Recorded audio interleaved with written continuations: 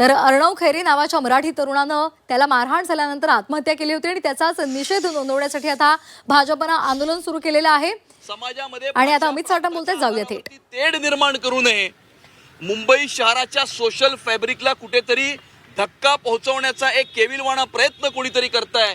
अशा प्रकारच्या सर्व प्रयत्नांचा आम्ही निषेध करतो आणि आम्ही आता हिंदू हृदय सम्राट शिवसेना प्रमुख बाळासाहेब ठाकरे यांच्या स्मृतीस्थळावरती जाऊन बाळासाहेबांना ही प्रार्थना करणार आहोत की काही राजकीय पक्ष व काही राजकीय व्यक्तींना सद्बुद्धी मिळावी, अशा प्रकारची प्रार्थना आम्ही करणार आहोत. नेमका तेढ जो आहे तो कोण निर्माण करते, नेमका तेढ कोण निर्माण अख्ख्या पोलीस यामध्ये इन्व्हेस्टिगेशन करत आहेत, प्रिलिमिनरी इन्व्हेस्टिगेशन करत आहेत.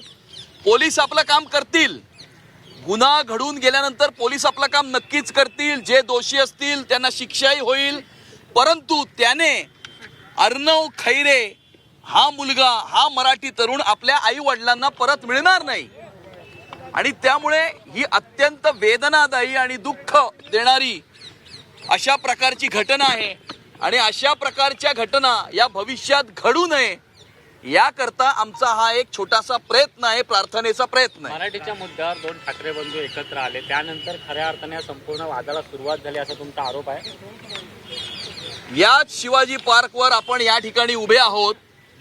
त्या शिवाजी पार्कवर एका दीपोत्सवाच्या कार्यक्रमामध्ये जनाब जावेद अख्तर यांनी हिंदीतून भाषण केलं. ते ह्यांना चालतं. यांची मुलं शाळेमध्ये जाऊन जर्मन आणि फ्रेंच शिकतात, हे यांना चालतं, परंतु हिंदीला विरोध करतात.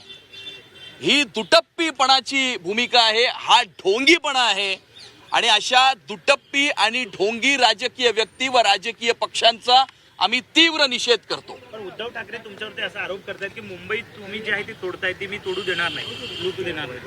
अहो, मुंबई तर गेली 25 वर्षे 1997 ते 2022 मध्ये कोणी लुटली, कोणी विकून खाल्ली. मुंबईचा कोपरान कोपरा कोणी विकून खाल्ला. थर्मोमीटर नाही सोडला, ऑक्सिमीटर नाही सोडला, पीपी किट नाही सोडले, बॉडी बॅग सोडले नाहीत, रस्ते नाही सोडले, मिठी नदी नाही सोडली, कचरा नाही सोडला, उंदीरही सोडले नाहीत. आणि त्यामुळे संपूर्ण देशाला माहिती आहे की मुंबईच्या महानगरपालिकेमध्ये बसून कोणी भ्रष्टाचार केलेला आहे किंवा दर बुधवारच्या स्टँडिंग कमिटीच्या हिशोबावर कोण जगतंय. महाविकास आघाडी आता पुन्हा एकदा मुंबईमध्ये एकत्र येण्याचा प्रयत्न करते. एकीकडे शरद पवार म्हणाले की जर तुम्ही सत्याचा मोर्चा काढला तर मग एकत्र का लढत नाही, तर दुसरीकडे आज विजय वडेट्टीवार असे म्हटलेत की आमचे विचार किंवा आमचे आचार वेगळे जरी असले तरी आम्ही मनसेला सोबत घेण्याचा प्रयत्न करू. त्यामुळे कुठेतरी भाजपच्या विरोधात एक मूड बांधण्याचा प्रयत्न घेऊ. कुणाला एकत्र यायचंय किंवा कोणाला एकत्र यायचं नाही हा त्यांचा प्रश्न आहे, परंतु कोण एकत्र येत आहे किंवा कोण एकत्र येत नाहीये हे महत्वाचं नाहीये. गेल्या 11 वर्षामध्ये या मुंबई शहराचा विकास कोणी केला, मेट्रो कोणी आणली, अटल सेतू कोणी आणला, कोस्टल रोड कोणी केला, बीडीडी चाळीच्या मराठी माणसाला 560 फुटाचं घर कोणी दिलं किंवा मुंबईमध्ये सीसीटीव्ही कॅमेरा लावून मुंबईला सुरक्षित कोणी केलं, हे महत्वाचं आहे. कोण एकत्र येत आहे किंवा कोण एकत्र येत नाहीये हे महत्वाचं नाही. ऑपरेशन लोटस राबवतंय, शिंदेचे 35 आमदार हे भाजपात जाणार असा दावा नाही. असा कोणी काही दावा करू शकतं. तुम्ही ज्या वृत्तपत्राचं नाव घेताय मुळामध्ये त्या वृत्तपत्राचा खप किती आणि त्याचे वाचक किती याच्यावरनं त्या वृत्तपत्राचं काय आहे हे आपण सगळ्यांना माहिती आहे. त्यामुळे स्वतःचं संपलेलं राजकारण जिवंत ठेवण्याकरता रोज अशा प्रकारचे फेक नरेटिव्ह त्या वृत्तपत्रातून ते पसरवत असतात. की मुंबईतल्या ज्या मतदार याद्या आहेत त्याच्यामध्ये घोळ आहे असा एक आरोप त्यांनी पुन्हा एकदा केलेला आहे. आजचं हे आंदोलन, आजची ही प्रार्थना ही अर्णव खैरे याच्या मृत्यू संदर्भात आहे आणि यावेळेला आम्ही आता हिंदू हृदय सम्राट शिवसेना प्रमुख बाळासाहेब ठाकरे यांच्या स्मृतीस्थळावरती जाऊन प्रार्थना करणार आहोत.